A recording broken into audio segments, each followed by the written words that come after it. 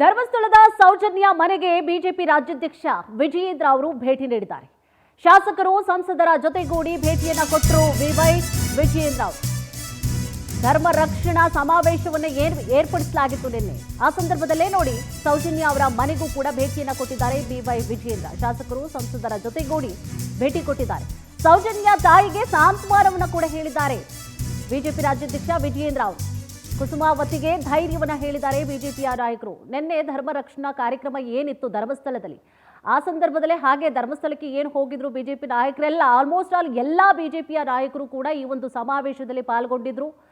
ಧರ್ಮಸ್ಥಳವನ್ನ ರಕ್ಷಿಸಿ ಉಳಿಸಿ ಅನ್ನುವಂತಹ ಅಭಿಯಾನದ ಅಡಿಯಲ್ಲಿ ನಿನ್ನೆ ಸಮಾವೇಶವನ್ನ ನಡೆಸಲಾಯಿತು. ಜೊತೆಗೆ ಸಂಜೆ ಕುಸುಮಾವತಿ ಅವರ ಮನೆಗೂ ಕೂಡ ಭೇಟಿಯನ್ನ ಕೊಟ್ಟಿದ್ದಾರೆ. ಅಂದ್ರೆ ಸೌಜನ್ಯ ಅವರ ತಾಯಿ ಏನಿದ್ದಾರೆ ಸಾಂತ್ವನವನ್ನು ಕೂಡ ಹೇಳಿ ಬಂದಿದ್ದಾರೆ. ನಿಮ್ಮ ಜೊತೆ ನಾವಿದ್ದೇವೆ, ನ್ಯಾಯವನ್ನು ಕೊಡಿಸ್ತೇವೆ ಅನ್ನುವಂತಹ ಸಲುವಾಗಿ ಅವರು ಕೂಡ ತೆರಳಿದ್ರು. ಆ ಸಂದರ್ಭದಲ್ಲಿ ಅವರ ತಾಯಿಯ ಜೊತೆಯಲ್ಲಿ ಮಾತುಕತೆಯನ್ನು ಕೂಡ ನಡೆಸಿರುವಂತಹ ದೃಶ್ಯಾವಳಿಯನ್ನು ಕೂಡ ಗಮನಿಸ್ತಾ ಇದ್ರು.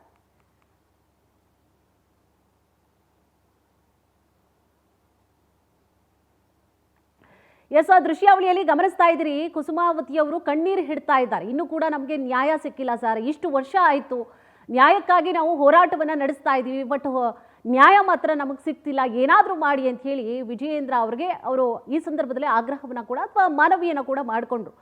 ಬಿವೈ ವಿಜಯೇಂದ್ರ ಅವರು ಕೂಡ ಸಾಂತ್ವನವನ್ನು ಹೇಳಿದರು. ನಿನ್ನೆ ಕಾರ್ಯಕ್ರಮದ ಅಥವಾ ಸಮಾವೇಶದ ನಿಮಿತ್ತವಾಗಿ ಧರ್ಮಸ್ಥಳಕ್ಕೆ ಏನು ಹೋಗಿದ್ರು, ಆ ಸಂದರ್ಭದಲ್ಲೇ ಸೌಜನ್ಯ ಅವರ ತಾಯಿಯನ್ನು ಕೂಡ ಭೇಟಿಯಾದರು.